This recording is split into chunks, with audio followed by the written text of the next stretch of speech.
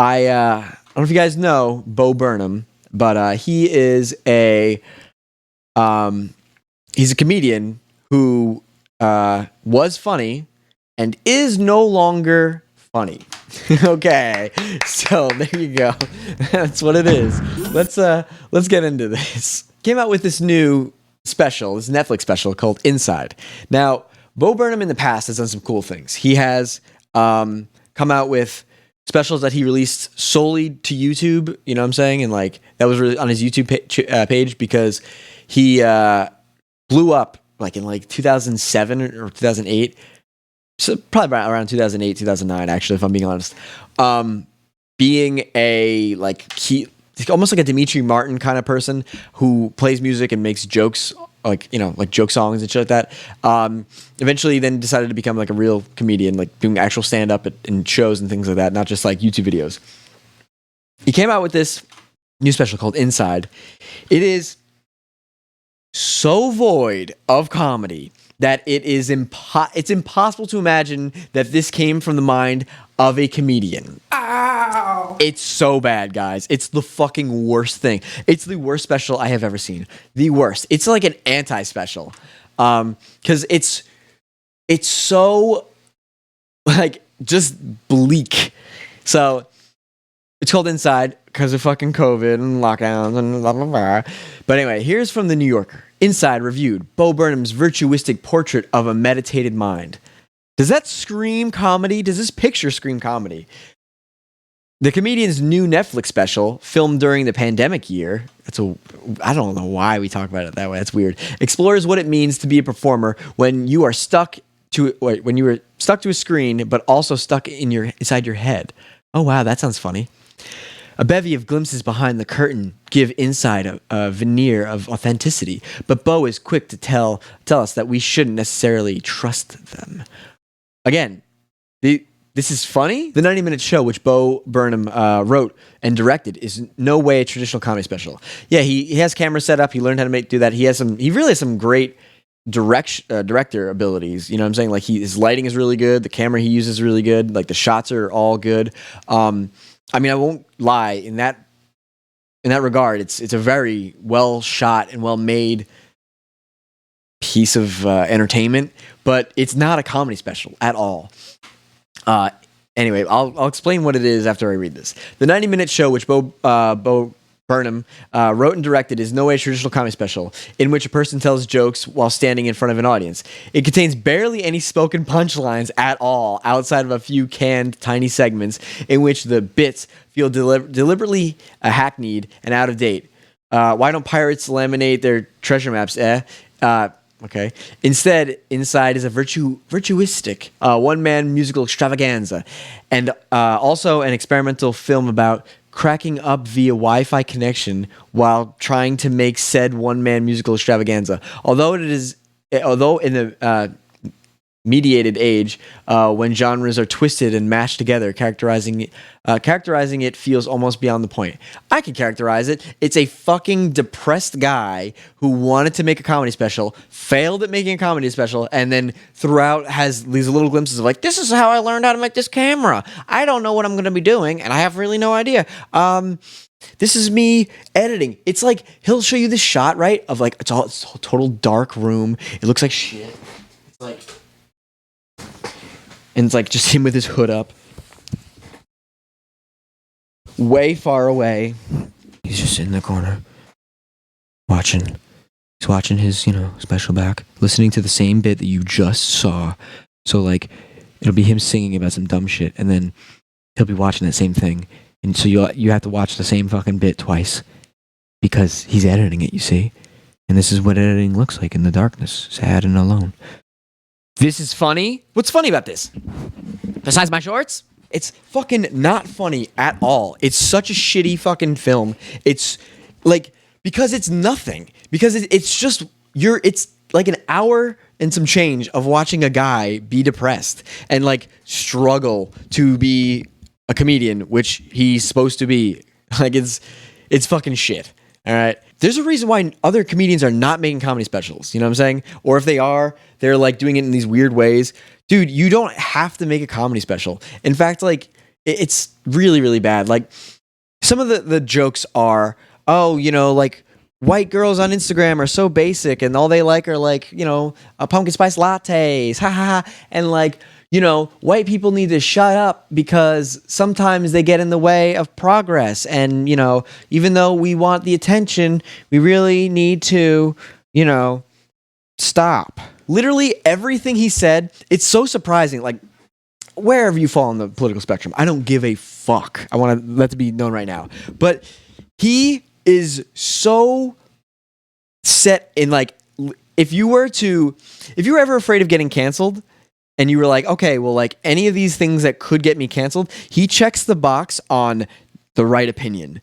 All of his opinions are the right, ad friendly, commercial approved, fucking, sponsored opinions. It's pathetic. And that's the thing. It's like, dude, I don't believe this for a fucking second, because not everybody is so like, oh my God, you fit the perfect mold of like what we're, of the right opinions and things like that. Like, that are so safe and so okay. It's like, I don't fucking buy this for a fucking second, dude. You're just like, this is the safe one. And that's the main thing is like, you have people like Joe Rogan who even talk about it. We're like, can you even be funny nowadays? You know what I'm saying? Like I'll show you guys a clip. It was more about Joe Rogan talking about, is it possible to make a funny comedy special? But this is actually a cool little non sequitur for my this video essay that I've been working on about the GNAA, which stands for the Gay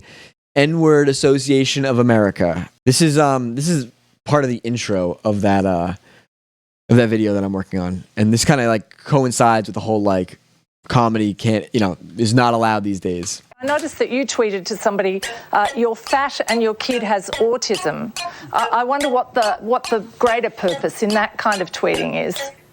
I believe that tweet is pretty fair. I believe that person was fat and their child did have autism. The Wi-Fi was hacked, so you guess we can't get on. Oh yeah, you can't. I have something for you. Plus, you don't want to. I heard a dirty picture comes up. Yeah. No. Watch out, everyone. Like, it's not even dirty. It's so far beyond dirty. Security, GOATSE. Supposedly, a copy of OS 10 for Intel processors got out into the wild and was traveling around on the P2P networks. Right. Probably a hoax. We've all heard some absolutely incredible 9/11 conspiracy theories. The web, of course, is full of them. But tonight, we're bringing one out that feeds on... When was the last time you saw a good comedy movie? And can you make a good comedy movie anymore? Or have they...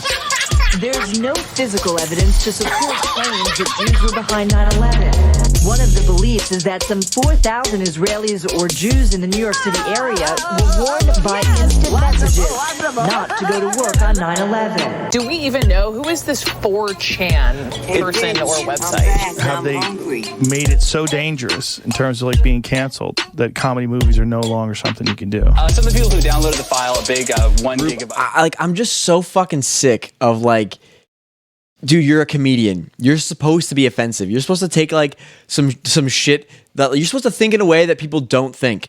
That way, like, if you were like, hey, I'm gonna make an offensive joke, people will go, what the fuck? But then you make it and it's fucking funny. Like that's what comedy is. It's if you knew the punchline of something, it wouldn't be funny. You know what I'm saying? It's like the surprise of comedy. That's like what makes it funny. So that's why you can't listen to the same joke over and over. It's not like a fucking song. You can't just keep listening to it. So stop being such a fucking pussy and like just say whatever you want. Talk about whatever. And like, I don't know. That's just me. Like I said, I could be wrong. Maybe he's like that perfect specimen that thinks all the right way. But for some reason, then when push comes to shove, I mean, he's not making any funny comedy. He's making a non-funny comedy.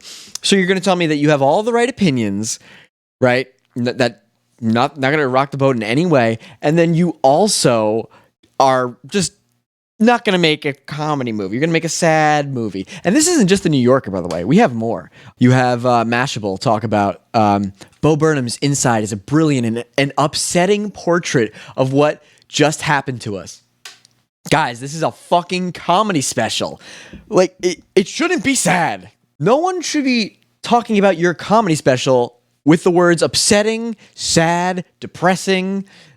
What the fuck are you talking about? This is the thing. It's like, I don't want to get too far into us over here, but like, we fucking changed the style up. Like, instead of talking about like the day to day, what's been going on, I'm fucking talking about like online shit and trolling people and fucking around and like doing dumb shit. Like, making fun of my friends and making fun of me. And, that's like, just fucking move on. Like, if you're naturally funny, you will be able to make even indoors life funny. All right, I don't want to hear fucking, this is just hard to be funny. Yeah, fucking, what is that, ginger whiskey? Shut the fuck up. The bait and switch of funny guy stuff with depressing realism is a well-known Burnham trick. No, it's not. But mixing the particular journey into hilarious darkness with the communal hellscape of 2020 makes it much more potent. It's very easy to watch inside and pinpoint familiar quarantine moments, like that time we thought it was going to be short and fun, sexting and it feels and feeling bad about it, feeling helpless in the face of neoliberal fascism, and not showering for more than a week. Maybe talk to someone about it. The anxieties and concerns Bo Burnham exploits for his comedy, and much more common this time, and as a result, they're harder to watch. At around the 3/4 point, the emotional experience of watching Inside becomes almost unbearable because Burnham's performance of pain is too much, too real, too unbearable. What? It's so funny too, because like there's a point in the special that he talks about, right? And he's like, like with all this horrible stuff, this is like one of the first things he sings about. With all this horrible stuff going on in the world, like, is it even worth being funny? Like maybe I'm downplaying it by like being funny.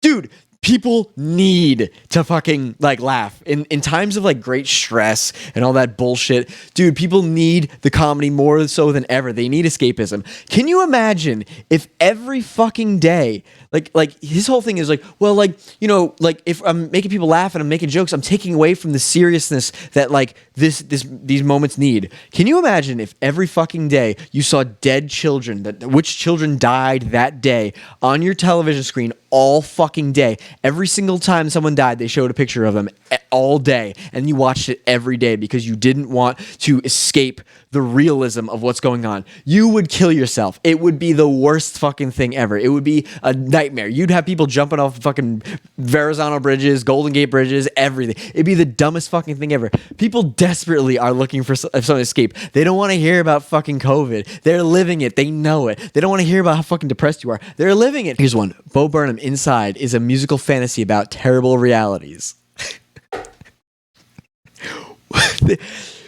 None of them are like, this is a funny movie, very good. Bo Burnham, Inside is spectacular, must-see pandemic content, and hopefully the last. Wait. It's so good, you gotta see it, but hopefully there are no more. Look at this. What are you showing me? Watch where you're going, you fool. What the fuck is this? It's just so dumb.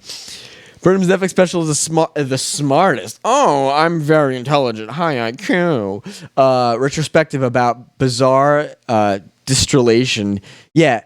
Someone looking to fucking learn about a comedy special is gonna know what the fuck distillation is. Yet on the time in which we went all mad. Now, please, can we stop making pandemic TV? It's so bad. And yet these fucks, right? Look at like the critics. Oh, 100%. Great what? Comedy stand-up. That's the fucking... Look at this is crazy. This is a comedy stand-up movie. Every review that we watched is saying, this is not funny at all. This is like completely the opposite. It's actually very depressing and very dark. And it's still a comedy stand-up category, 100%. 19 reviews, fucking audience reviews, 96%. 96% what? This is horrible. For the category that it's in, this is a piece of shit. This fucking sucks. For like depressing fucking like sad boy content, amazing. Inside is brilliant, maddening, and transformative piece of art meets comedy meets commentary. No, get rid of that fucking middle part, you Kevin, you fucking piece of shit. The political consciousness rendering itself to a piece of cannibalistic compulsion towards self-awareness. These people don't know what fucking funny is. If you still think that like white girls on Instagram always like pictures of flowers and like, coffee and, and beanies, little beanies, that's what they all like. Dude, you need a wake up call. You are like criminally unfunny then. It's insane. I can't believe that they dare give this piece of shit a fucking 96%. Like, in 100% and 96%. This is like just total bullshit. 100%. Like, what fucking not one of you fucks out of 19 people, not one of you is like, it's not great. No, everyone is like, it's the best fucking thing I've ever seen. 100 fucking percent, 100%. Bullshit. It's a piece of shit. Like, I can't believe that for a fucking second. I can't. I refuse to. You're not changing my mind. Eat shit. God, it's so bad. Don't watch it, please. Like, unless you like are like, I need something to really push myself over the edge, so I make sure I kill myself before fucking COVID's over. Please, for your own sanity, do not watch that piece of shit, because I fear that you will die. It's that bad. It's so bad. You will die if you watch Bo Burnham's Inside. You won't even make it to the end because you'll be dead.